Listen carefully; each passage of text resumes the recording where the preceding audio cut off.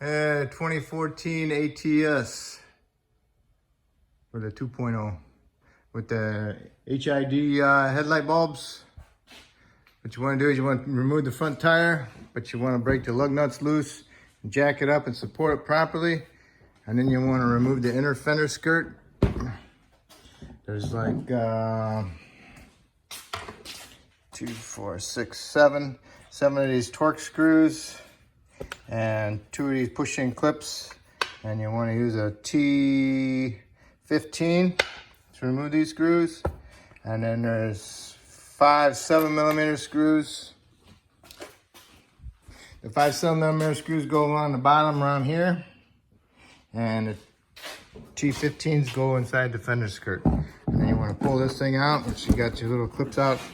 Push this one panel inside because it goes on the outside of this skirt. Then you can get access to the cover. Cover is right here, and that has 2, 4, 6, 7 screws holding it. You got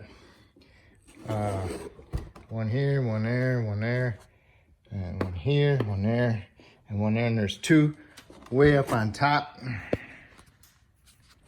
They go way up in there. And you get to them way up on top. You get to see one over here. See that one?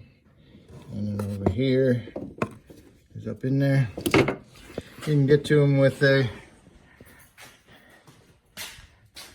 and those are a T20. What you want to do is you want to get a swivel, put some tape on it, put your T20 on there, and then you can remove your screws that look like that. Torx. Once you got all the screws out, then you can remove the panel. Comes right off. The 2 hard ones are the ones on top, those 2, but you can get them. And if you want to put them back in, you can just put a little bit of tape on your screw and guide them up in there. They'll go.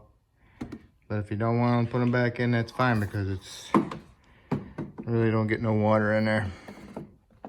But there's access to your light right here, right there, and that's held in with 2 Phillips screws on the clamp, and then you pull the light out.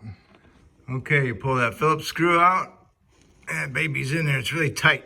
And once you break it loose, you're good. You have to hold the whole light switch, the whole light socket or something, because it turns.